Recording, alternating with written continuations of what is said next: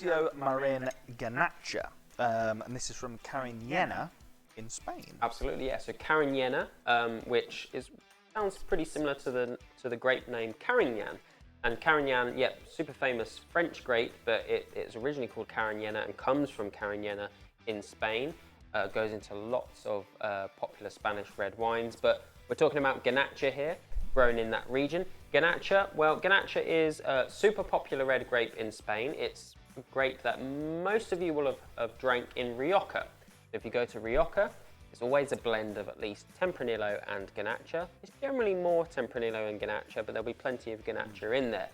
Garnacha as a grape is generally always blended. We've talked about Garnacha in the past as a blended grape in Provence rosé. It's what gives the colour to rosé and a lot of the flavour to rosé. But generally Garnacha turns up in various areas, Côte de Rhône for example, as Grenache, as blends.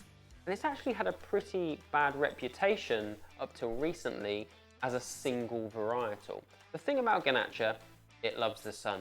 Oh, it loves the sun. Worshipper. Sun comes out, it's like this. Got the mirror. Yeah. It's like, oh yeah, I love a bit of sun.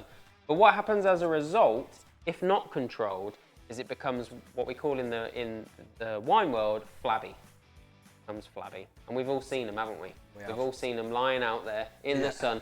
Basically, no. What flabby means is that there's no structure to it. There's no bite. There's no refreshingness. It's just pure sugary fruit, which is nice if you want, kids to drink it, which I don't recommend, by the way. No, definitely not. But if we want to have a nice rounded red wine, we want a bit of bite and we want a tannin. So it received a bad reputation for that. But do you know what? There are a small amount of Spanish wine growers that actually champion Garnacha on its own and control that heat exposure, control the way the wine's grown to actually make Garnacha that, sure, delivers tons of rich fruit flavour, but still the structure and the bite and everything else we want from a red wine. There's a big push at the minute in a lot of very popular big brand red wines to throw jam or jammy or whatever onto the label, because people want that kind of slightly sweeter, fruitier hit. And some of those big brands, it is achieved literally by adding powdered sugars to it. But Spanish hot climate Garnacha can deliver that just naturally, yeah? 100%, yeah. So if you do like a jammy red, perhaps particularly famous red that maybe a Snoop Dogg might endorse, or one with a kangaroo on the side, if you like that sort of flavour, that is richness of sugar, and there's no problem with that. Like if you like it slightly sweeter, that's totally cool. But generally that will be powdered sugar. Not great for your health. It's certainly not great for your head the next morning. Not at all. Garnacha, what that will deliver for you, much like a Primitivo from southern Italy, is that naturally. It sucks up the sun, converts that into jammy sugar flavours for you. And it does that completely naturally. We're talking proper rugged landscape here, with these are bush vines growing in rocks on the side of mountains, not in flat fields, where the rocks only amplify the heat.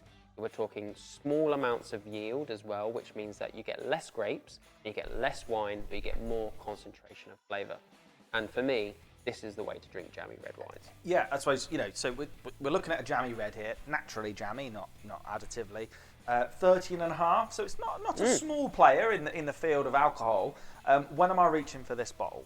So for me, this is a great barbecue wine, for sure, as we sort of move into the nicer weather. If you've got sort of richer, spicier flavours on the barbecue, maybe a barbecue sauce or an Asian spice, that's going to go fantastically with that. But equally, those jammy reds, they're good for just a midweek glass. If you got home from work, you want something that's not going to rip your face off before dinner, but you want a glass of red to ease the stress of the day.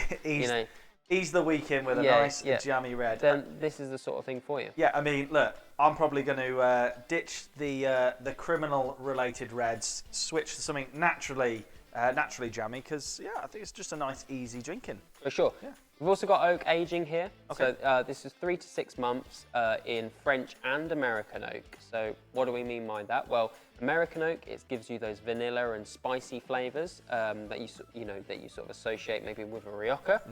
French oak, you've got more those sort of like coconutty, subtle flavors. Bring the two together and you get a really nice overall flavor profile. I mean, this is nice. I could certainly drink the bottle, and I'm looking forward to doing it. Cheers.